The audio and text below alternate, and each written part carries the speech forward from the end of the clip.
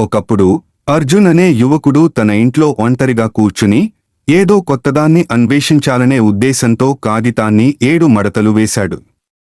మడతలను వేస్తూ ఉండగా 8వ మడత వేయగానే ఒక కొత్త ప్రపంచం తెరుచుకుంది.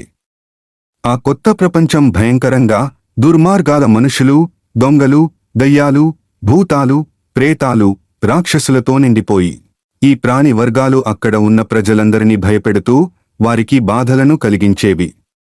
ఒకరోజు ఆ దుర్మార్గులు అర్జున్ను పట్టుకుని దౌర్జన్యంగా బంధించారు.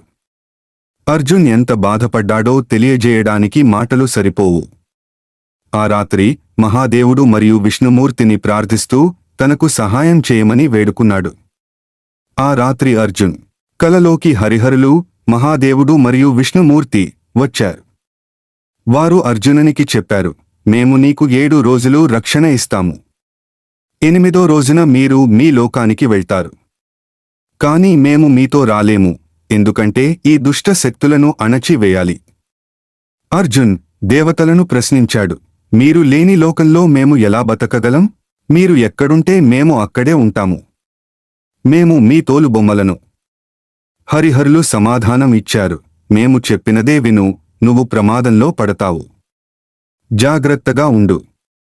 7 రోజుల్లో మీ దగ్గరికి ఒక దివ్యమైన శక్తి వస్తుంది. ఆ శక్తి భూత, ప్రేత, పిశాచ, రాక్షసులను మీ దగ్గరికి రానివ్వదు. అర్జున్ పొద్దున్నే లేచి దాక్కున్న ప్రజల వద్దకు వెళ్లి దేవతల మాటలను చెప్పాడు. అందరూ నమ్మకపోయినా ఒకరు దేవతలను కలలో చూసి అర్జున్ మాటలను నమ్మారు. ఆ తర్వాత హరిహరులు ఒక బాలుడి రూపంలో ప్రత్యక్షమై రాక్షసులు, దుర్మార్గులు, దొంగలు, భూత, ప్రేత, పిశాచులను అంతమొందించారు. అంతా సుఖసంతోషాలతో మంచి ప్రజలు తమ లోకానికి తిరిగి వెళ్లారు. అర్జున్ చేసిన ధైర్యం, భక్తి దేవతలను ఆకర్షించి తన ప్రపంచానికి శాంతి మరియు ఆనందం తెచ్చింది. అర్జున్ తన జీవితంలో ఎన్నో విషయాలను నేర్చుకున్నాడు. దేవతలు ఎప్పుడూ మనకు సహాయం చేస్తారని తెలుసుకున్నాడు. మంచి మనసుతో ధైర్యంగా ఉండి ప్రజలకు సహాయం చేయడమే మన కర్తవ్యం అని అర్థం చేసుకున్నాడు.